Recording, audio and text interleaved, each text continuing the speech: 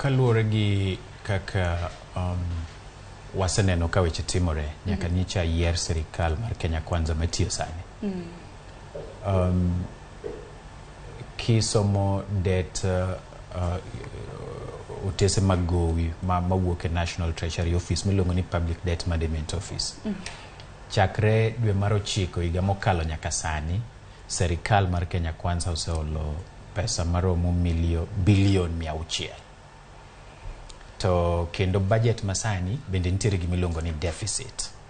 Samora mora ma budget nitiere gi deficit matiende ni sirikal nigi chenro mar holo.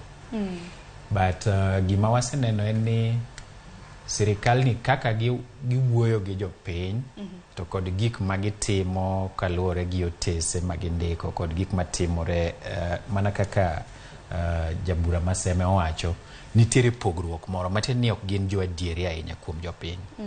Gik magiwacho gi gik magitimo nitiere pogruok matin nikech sani winjo ka rais wacho ni sirikal ok bi holo gowi, lakini giseholo kendo kata king'iyo budget sani pod gin gi chenro mar holo.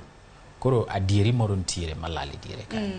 Nikech daktari kata mana kiwinjo kaka jatend piny Kenya loso wacho ni piny Kenya ok nyal dongore mar mondo mi piny Kenya dongre. Wacho kanyo ni gowi ok obi kawo kinde mabiro.